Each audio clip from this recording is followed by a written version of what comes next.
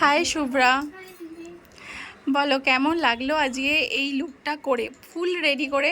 প্রচুর গাফিলতি তোমাদের, প্র্যাকটিস করতে করতে বলে ফেড আপ হয়ে গেলাম, কিন্তু তাতেও তোমরা করছো না বাড়িতে প্র্যাকটিস, আর তাতে এতক্ষণ সময় লাগছে। আবার দেখাই যে টাইমিং দেখো, 6:30। এসছো কটায়? তাহলে এতক্ষণ ব্রাইড সাজাতে গেলে ব্রাইড তো কখন চলে যাবে। আমাদের ব্রাইড মোটামুটি 1.5 থেকে 2 ঘন্টা টাইম দিতেই প্রচুর কষ্ট হয়। তো এটা হাত আরও চালু করতে হবে, আর প্র্যাকটিস করে করে এটা হাত সরে মানে একদম টাইমে নিয়ে আসতে হবে, ঠিক আছে? আর লুকসটা খুব সুন্দর একটা লুকস, আর ওকেও খুব মিষ্টি লাগছে। তোমরা জানো ও আমার এক স্টুডেন্ট। আর দেখো, তুমি বলো তোমার এক্সপিরিয়েন্সটা বলো আজকের, যে কেমন লাগলো এই ফুল লুকটা রেডি করে। খুবই ভালো লাগলো। হয়তো লাগছে কেমন হবে না হবে, কিন্তু সাজানোর পরে ভালোই লাগছে। ভালো লাগছে, মনে হচ্ছে আরও ফটো তুলি, রেখে দিই।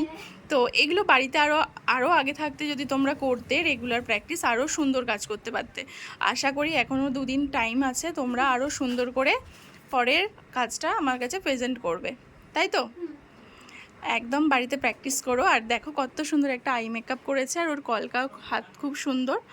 তো যত সুন্দর কাজ করবে আমাদের কাস্টমার বা আমাদের ক্লায়েন্ট তোমাদের কাজ পছন্দ করবে।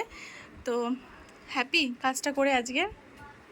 আরেকটু তাড়াতাড়ি করতে পারলে ভালো হতো, অনেক দেরি হয়ে গেছে। হ্যাঁ, একদম 11টা থেকে 6:30, মানে 6:30 বাজতে আর 5 মিনিট বাকি। তো অনেকক্ষণ টাইম, এতক্ষণ টাইম কেউ দেয় না। তো চলো, এই যে আজকে আমাদের কাজ স্টুডেন্টে, তো নেক্সট দিনকে আরও পারফেক্ট কাজ হবে। চলো টাটা।